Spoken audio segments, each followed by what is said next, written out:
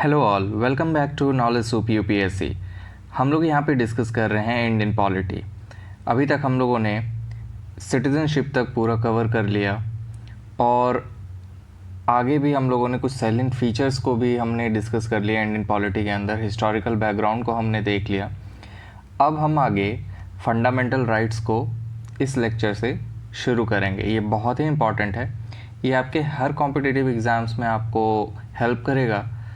कौन कौन सा आर्टिकल कौन से फंडामेंटल राइट को हमें देता है, इसके बारे में हम जानने की कोशिश करेंगे।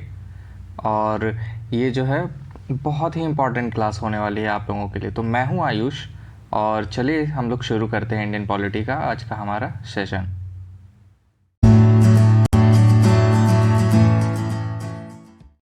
फंडामेंटल राइट्स क्या होते हैं? मौलिक अधिकार होते हैं। कुछ मौलिक अधिकार जो बहुत ही फंडामेंटल और बेसिक हैं नेचर में, जो हर एक इंसान के पास होनी चाहिए। जो हमारे देश में जितने भी नागरिक रह रहे हैं उनके पास कुछ एक बेसिक राइट्स होनी चाहिए, कुछ अधिकार होने चाहिए उनके जीवन यापन के लिए, जो कि उनको इस देश में रहने में आसानी से मदद कर सके, बहुत आसान से अपना वो जीवन यापन यहाँ पे कर सके, कोई भी प्रॉब्लम नहीं आए। उसके लिए कुछ अधिकार दिए जाते हैं। ये जो है पार्ट 3 ऑफ द कॉन्स्टिट्यूशन में मेंशन किया गया है और ये आर्टिकल 12 से 35 तक एक्सटेंड होता है। लेकिन जो फंडामेंटल राइट्स दिए गए हैं वो आर्टिकल 14 से 32 तक में ही मेंशन किए गए हैं। आर्टिकल 12 और 13 किसी और चीज़ के बारे में बात करता है, वो हम लोग इस लेक्चर में जानेंगे। और 34th और 35th जो आर्टिकल है वो भी किसी और राइट्स के बारे में बात करता है, वो भी हम लोग आगे आने वाले सेशन में समझने की कोशिश करेंगे इन डेप्थ। ऑलराइट, हमारा कॉन्स्टिट्यूशन जो है इसमें जो फंडामेंटल राइट्स जो इंक्लूड किए गए, इसका कॉन्सेप्ट लिया गया यूएसए से, यूनाइटेड स्टेट्स ऑफ अमेरिका से इसका कॉन्सेप्ट लिया गया। और जो फंडामेंटल जो मौलिक अधिकार हमें मिले हैं इसको कहा जाता है this is the Magna Carta of India. तो ये सब छोटे छोटे सवाल बन जाते हैं कि what is regarded as Magna Carta of India, तो आप फंडामेंटल राइट्स इसका आंसर करेंगे। ये लिया कहाँ से गया है? तो यूएसए से ये कॉन्सेप्ट लिया गया है। जो कॉन्स्टिट्यूशन है हमारा वो हमारे फंडामेंटल राइट्स की गारंटी लेता है। हर इंडिविजुअल, हर व्यक्ति जो यहाँ रह रहा है वो बराबर हो, उसके पास बराबर अधिकार हो, उसकी डिग्निटी हमेशा मेंटेन रहे हर एक व्यक्ति की। लार्ज पब्लिक इंटरेस्ट में इसका यूज होता है। पूरे नेशन को एकजुटता में एकजुट करने के लिए इस फंडामेंटल राइट्स का जो है वो यूज़ होता है। फंडामेंटल राइट्स जो हैं वो पॉलिटिकल डेमोक्रेसी के आइडिया को प्रमोट करने के लिए भी हम लोग इसको समझते हैं, इसको जानते हैं। जो किसी भी कंट्री में अगर आपके पास फंडामेंटल राइट्स में थोड़ी गड़बड़ी हो तो हो सकता है कि उसमें इस आपके प्राइवेसी में आपके कुछ जीने के तरीके में आपकी गवर्नमेंट उसमें दखल अंदाजी कर दे, कोई रिस्ट्रिक्शंस लगा दे नॉर्मल सर्कमस्टांसेस में भी, जबकि आपकी कंट्री किसी इमरजेंसी से ना गुजर रही हो। ठीक है, इमरजेंसी के समय पे आपके कुछ फंडामेंटल राइट्स बचे रहते हैं आपके पास और बाकी सारे सस्पेंड कर दिए जाते हैं टेम्पररीली। ऑलराइट, सो ये अथॉरिटेरियन सोसाइटी बनाने से भी प्रिवेंट करता है। जो फंडामेंटल राइट्स दिए गए हैं, डेस्पोटिक रूल नहीं हो आपके कंट्री में, इसको भी ये रोकता है। सभी लोगों के लिबर्टीज़ और फ्रीडम के बारे में ये बात करता है कि आपके फ्रीडम किसी भी तरह का और किसी भी तरह की इक्वालिटी, लिबर्टी, इन सभी चीज़ों में स्टेट की दखलंदाजी ना हो, वो इंटरफेयर ना करें, इस पे भी ये ध्यान रखता है। देन है हमारे पास कि अगर फंडामेंटल राइट्स हमें दिए गए हैं तो वो हैं कितने। तो अगर अभी की बात की जाए तो अभी हमारे पास सिर्फ 6 फंडामेंटल राइट्स हैं। लेकिन मैंने यहाँ क्या लिख रखा है 7, 1 to 7 लिख रखा है ना, इसका ये मतलब है कि जब कॉन्स्टिट्यूशन को लिखा गया, बनाया गया, इनैक्ट किया गया, उस वक्त पे हमारे पास 7 फंडामेंटल राइट्स हुआ करते थे, 7 फंडामेंटल राइट्स हुआ करते थे। उसमें से एक फंडामेंटल राइट, उसको 44th अमेंडमेंट एक्ट ऑफ 1978 इसके द्वारा उसको हटा दिया गया, फंडामेंटल राइट से डिलीट कर दिया गया उस लिस्ट से, और इसको एक लीगल राइट बना दिया गया under article 300A in part 12 of the constitution. और वो कौन सा फंडामेंटल राइट था आपका? वो थी right to property. Right to property अब एक फंडामेंटल राइट नहीं है, इसको इस लिस्ट से हटाकर एक लीगल राइट बना दिया गया है under article 300A of part 12 of the constitution. तो इससे हमें क्या पता चलता है कि अभी एट प्रेजेंट हमारे पास सिर्फ 6 फंडामेंटल राइट्स हैं। At present there are only 6 fundamental rights.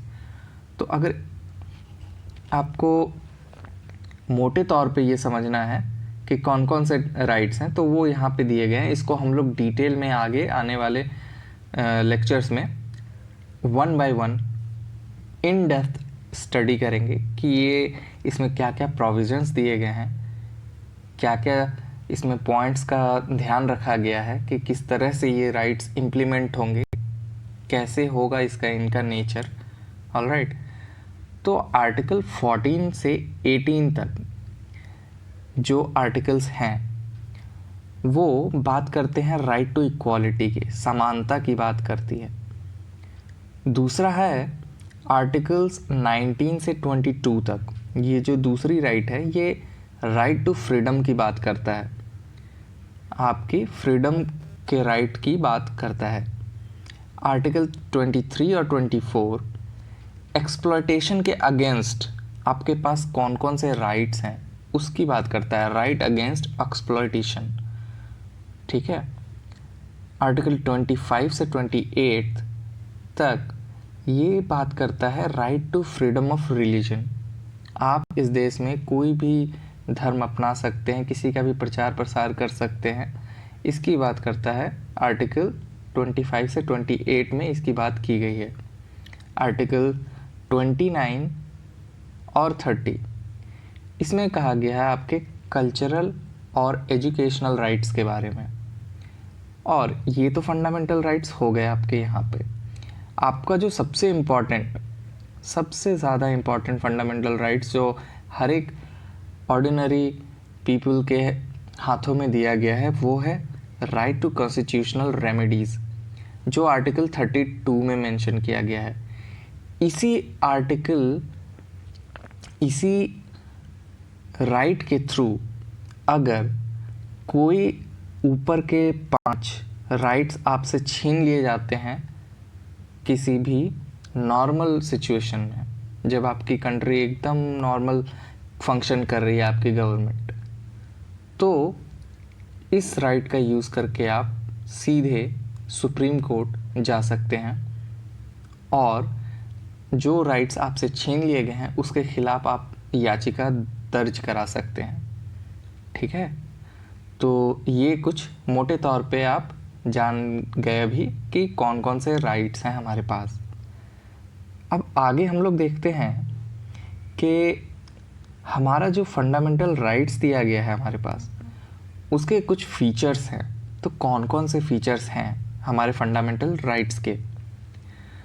तो जो फंडामेंटल राइट्स है हमारे पास वो कुछ इस प्रकार से है कि कुछ फंडामेंटल राइट्स सिर्फ और सिर्फ सिटीजन्स ऑफ इंडिया के लिए ही हैं और कुछ सभी लोगों के लिए हैं। जो 6 राइट्स हमें दिए गए हैं, आप इस तरह से समझिए कि जो 6 राइट्स दिए गए हैं ये 6 के 6 सारे सिटीजन्स ऑफ इंडिया के लिए हैं। ठीक है। लेकिन इनमें से कुछ ऐसे हैं जो कि जो इंडियन सिटीज़न नहीं है वो इसको अवेल नहीं कर सकता है, लेकिन जो इंडियन सिटीजन्स हैं वही इसका इस्तेमाल कर सकते हैं। तो ये कौन कौन से राइट्स होते हैं ये हम आगे जानेंगे वन बाय वन। अभी आपको परेशान होने की ज़रूरत नहीं है। कुछ राइट्स ऐसे होते हैं जो सभी के लिए हैं, चाहे वो इंडियन सिटीज़न हो या ना हो, और कुछ राइट्स ऐसे हैं जो स्पेसिफिकली सिर्फ इंडियन सिटीजन्स के लिए हैं। ठीक है, इसलिए ये भी कहते हैं कि जो राइट्स हैं हमारे पास, फंडामेंटल राइट्स, वो एब्सोल्यूट नहीं है बट क्वालिफाइड है। ऐसा क्यों कहते हैं कि अगर सिचुएशन ऐसी आ जाए कि आपके कंट्री में, हमारे कंट्री में इमरजेंसी लग जाए, वॉर आ जाए या कोई इंटरनल इमरजेंसी हो जाए, तो इस केस में बहुत सारे फंडामेंटल राइट्स को सस्पेंड कर दिया जाता है, उस पे कुछ रेस्ट्रिक्शंस लगा दी जाती हैं, रीजनेबल रेस्ट्रिक्शंस लगा दी जाती हैं। तो इस कारण से कहा जाता है कि ये एब्सोल्यूट नहीं है कि आपको अगर ये 6 राइट्स मिल गए तो इसका ये मतलब नहीं है कि ये अधिकार आप जब चाहें तब इसकी यूज़ को अपने यूज़ में ला सकते हैं। ये क्वालिफाइड है, मतलब जब तक आपकी कंट्री अच्छे से फंक्शन कर रही है, आपका गवर्नमेंट अच्छे से फंक्शन कर रहा है, सब कुछ स्मूथली चल रहा है आपके देश में, तभी आप इस चीज़ को एंजॉय कर सकते हैं जो आपके पास फंडामेंटल राइट्स हैं, without any interference, without any restrictions. But as कोई वॉर आ जाए, कोई इमरजेंसी सिचुएशन आ जाए, तो रीजनेबल रिस्ट्रिक्शन इस पर लगा दी जाती है। आगे कहा गया है फीचर्स में कि हमारा जो फंडामेंटल राइट्स है इसमें थोड़े नेगेटिव कैरेक्टर भी हैं, क्योंकि समय समय पे जो हमारी गवर्नमेंट है वो इस पे लिमिटेशंस लगा सकती हैं, लेकिन कुछ जो है वो पॉजिटिव इन नेचर हैं, जो कि अधिकार दे रहे हैं नागरिकों को कि वो एक समान सोसाइटी बनाने की कोशिश करें और रहें उसमें एक साथ मिलकर। सबकी डिग्निटी की बात की जाती है। ठीक है, फिर इसका एक फीचर है आपके पास कि जो हमारे पास जो फंडामेंटल राइट्स हैं वो जस्टिसिएबल इन नेचर है। जस्टिसिएबल का मतलब होता है कि आप इसके लिए कोर्ट जा सकते हैं और जस्टिस की मांग कर सकते हैं अगर आपसे ये राइट्स छीन ली जाएं। हमारा जो फंडामेंटल राइट है ये डिफेंड किया जाता है और गारंटी दी जाती है by the supreme court. Supreme court जो है वो फंडामेंटल राइट्स हमें मिले इसके गारंटर हैं। ठीक है, जो हमारा फंडामेंटल राइट्स है वो सैक्रोसैंक्ट नहीं है और परमानेंट भी नहीं है। परमानेंट क्यों नहीं है? क्योंकि इस पे रीजनेबल रेस्ट्रिक्शंस लगा दी जाती है bye amendments.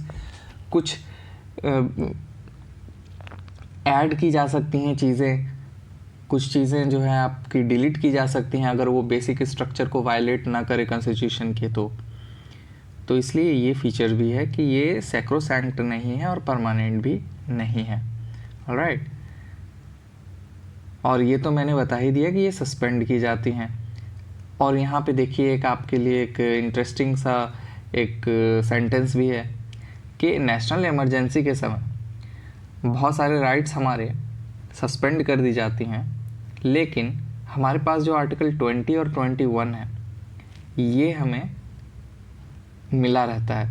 Right to life, ठीक है, right to life and liberty, ये सब कुछ हमें मिला रहता है। आर्टिकल 20 और 21 को हम लोग भी आगे देखेंगे कि ये क्या है, तब आपको क्लियर होगा। ये सब कुछ लॉजिकल है, क्यों ये राइट्स हमें छोड़ दी जाती हैं हमारे लिए नेशनल इमरजेंसी के केस में, वो आपको समझ में आ जाएगा एज हम लोग आगे डिस्कस करते जाएंगे। ये कुछ फीचर्स हैं हमारे फंडामेंटल राइट्स के। अब आगे हम लोग देखेंगे कि जो आर्टिकल 12 और 13 है हमारा, उसको हम लोग इस लेक्चर में कवर करेंगे। तो आर्टिकल 12 क्या कहता है? तो जो हमारा डेफिनेशन ऑफ स्टेट है कि हमारा स्टेट कैसा होगा, इंडियन स्टेट कैसा होगा, इंडिया एज अ कंट्री हम किसे कहेंगे। आर्टिकल 12 इंडियन कंट्री को एज अ स्टेट, हमारी जो कंट्री है वो कैसी होगी, इसको डिफाइन करता है। तो आर्टिकल 12 कहता क्या है? आर्टिकल 12 ये कहता है कि हमारा जो इंडियन स्टेट होगा वो, जैसे इंडियन कंट्री है हमारी, तो वो किन किन चीज़ों को इंक्लूड करेगा। ये जो इंडियन बाउंड्री है, जो हमारी बाउंड्री है विद अदर नेशंस, और हम लोग मैप पे मार्क करते हैं कि हमारी कंट्री ऐसी है, ये है, तो इस कंट्री के अंदर कौन कौन सी चीज़ें आएंगी, कौन कौन से यूनिटी आएंगे, कौन कौन से डिफरेंट ऑर्गेनाइजेशनल स्ट्रक्चर्स, क्या क्या सब सारी चीज़ें आएंगी इसके अंदर, इसकी बात करता है, इसको डिफाइन करता है आर्टिकल 12। तो ये क्या कहता है कि गवर्नमेंट और parliament of India, that is जो एग्जीक्यूटिव होंगे, जो लेजिस्लेटिव ऑर्गन्स होंगे यूनियन गवर्नमेंट के, वो स्टेट के अंदर हैं। गवर्नमेंट और लेजिस्लेचर ऑफ स्टेट्स, जो सारे राज्य के गवर्नमेंट और उनका जो लेजिस्लेचर है, कानून बनाने की व्यवस्था, वो ढांचा, वहाँ के एग्जीक्यूटिव और लेजिस्लेटिव ऑर्गन जो स्टेट गवर्नमेंट के होंगे, वो भी हमारा स्टेट के अंदर आएगा। फिर हम स्टेट के अंदर और क्या रखते हैं? सारे लोकल अथॉरिटीज़, जो कि है हमारे municipality, panchayat, district board and improvement trusts. ठीक है, इम्प्रूवमेंट ट्रस्ट्स हैं, इस तरह की चीज़ों को हम लोग रखते हैं, ये भी हमारा स्टेट के अंदर आता है। नेक्स्ट हमारे पास हैं कुछ अदर अथॉरिटीज़ जो कि स्टैट्यूटरी होंगे, जो संवैधानिक होंगे या गैर संवैधानिक होंगे, वो भी स्टेट के अंदर आएगा। Like LIC, life insurance corporation, ONGC, oil and natural gas corporation, SAIL, steel authority of India limited, etcetera. इस तरह के भी अथॉरिटीज़ जो हैं वो स्टेट का पार्ट होगी। ठीक है, और ये कहा गया है आर्टिकल 12 में कि स्टेट को बहुत ही वाइडर सेंस में डिफाइन किया गया है। सारे एजेंसीज़ को कवर करने की कोशिश की गई है थ्रू आर्टिकल 12 कि हमारे स्टेट का जो भी लॉ होगा, जो भी कानून होंगे, वो कहाँ तक फैला होगा, किन किन चीज़ों पे ये लागू होगा। ठीक है, और जो भी ये एजेंसीज़ होंगी उसके सारे एक्शंस को चैलेंज किया जा सकेगा इन द कोर्ट्स, क्योंकि यहाँ पे भारत एज अ कंट्री, जिसके सारी कानून व्यवस्था, क्योंकि हम लोगों ने इन सारे ऑर्गन्स को, सारे अथॉरिटीज़ को, सारी एजेंसीज़ को इंडियन स्टेट का पार्ट बोला है, तो वो सारे कानून इन पे लागू होंगे। और अगर ये किसी भी चीज़ों को लागू नहीं करते हैं, अपने सिटीजन्स को डिप्राइव करते हैं किसी राइट से, तो इन पे एक्शन लिया जा सकेगा, इनके एक्शंस को चैलेंज किया जा सकेगा in the court for violating fundamental rights.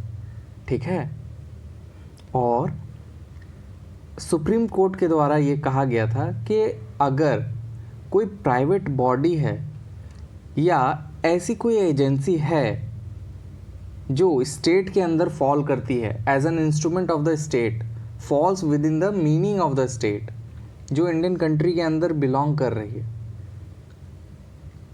तो उसको भी हम लोग मानेंगे कि ये स्टेट का हिस्सा है।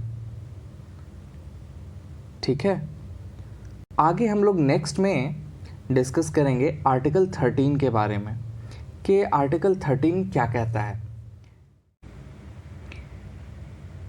Laws inconsistent with fundamental rights. इसका क्या मतलब है कि वैसे लॉज जो फंडामेंटल राइट्स के तराजू पे अगर एक साइड पे फंडामेंटल राइट्स को रखें और वैसा लॉ जो हमने अभी बनाया है उसको कंपेयर करें हमारे फंडामेंटल राइट्स से, और किसी भी सेंस में अगर वो लॉ फंडामेंटल राइट्स को वायलेट करेगा तो उसको कहेंगे कि वो लॉ फंडामेंटल राइट्स के इनकंसिस्टेंट है। ठीक है, तो वैसे लॉज का क्या होगा, इसके बारे में बात करता है आर्टिकल 13, इस चीज़ के बारे में। तो आर्टिकल 13 क्या कहता है कि वैसे हर लॉ जो इनकंसिस्टेंट होंगे और ऐसे लॉज जो फंडामेंटल राइट्स को वायलेट करेंगे उसको नल एंड वॉइड करार कर दिया जाएगा।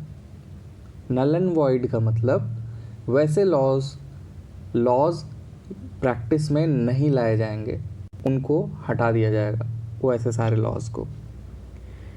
तो इस आर्टिकल के थ्रू ही एक तरह से ये आप समझ सकते हैं कि ये डॉक्ट्रिन ऑफ जुडिशियल रिव्यू को दर्शाता है।